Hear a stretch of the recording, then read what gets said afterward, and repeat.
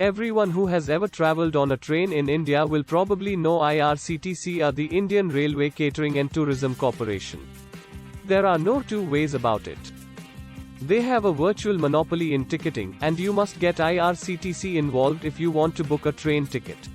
In fact, the website boasts details of close to 11.7 crore passengers with details like their name, age, mobile number, gender, address, and email. It's a data gold mine. But you know how they say, data is the new oil. Well, that idea takes a whole new meaning when you realize Irctc is sitting on this data gold mine. If they intended, they could share this data with certain third parties and make a lot of money in the process. And it seems they're planning on doing just that. Last week, Irctc put out a tender asking private consultants to help them find ways to monetize its passenger data. And it expects to earn a whopping 1,000 crore rupees from this endeavor. Will companies line up for this data? Many entities will be interested, of course. After all, it's data linked to a staggering 11.7 crore people. But this upset a lot of people. They said, how can Irctc do something like this? It's a blatant invasion of privacy. And, after the online backlash, a section of the media began reporting that Irctc denied plans to sell data in the first place. Irctc said that they were simply exploring business opportunities. That it wasn't really a tender and it was an expression of interest to gauge data's potential. And that was it. Now, this isn't the first time that a government entity has dabbled with a data monetization plan. Back in 2019, the government pocketed a cool 65 crore rupees by selling data acquired by transport authorities. We are talking about things like vehicle insurance and driving license details. However, there was one major issue.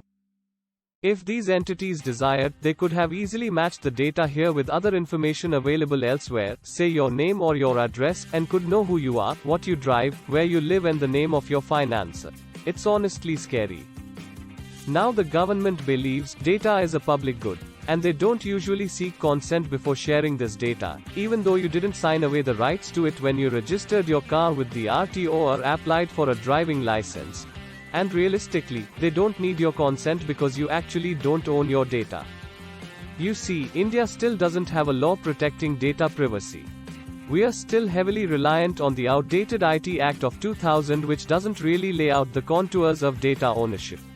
It only states that a person whose data is misused can claim compensation. So the government could claim that the data is a public good, and hand it over to other organizations anyway, and then put the onus on them to ensure that the data isn't abused. How can we fix this, you ask? Well, many people pinned their hopes on the Personal Data Protection Bill, DPB. It was expected to finally guarantee your right to privacy and data protection. It should have prevented corporations from selling your data willy-nilly without your explicit consent. But the law has been in limbo for half a decade now. And even though the bill was supposed to be passed this year, the government shelved it. The reason? A panel that was looking into the bill suggested 12 major changes and 81 amendments to the bill. So rather than simply making the changes, the government decided to go back to the drawing board and rework it from scratch. Now, even if we are optimistic that a new and improved DPB will become law in 2023, there could still be a loophole for the government. You see, the draft bill had proposed to exempt government agencies from the law in the interest of sovereignty of India. And privacy advocates believe that's a slippery slope because the government could continue to shout public good and sell data to private organizations. So yeah, Irctc's tryst with data monetization has simply hammered home the point of why we need to step on the pedal when it comes to the data protection bill. And hopefully, it'll see the light of day sooner rather than later. Do let us know your thoughts in the comments section. Thank you for watching the video. Please do like and subscribe.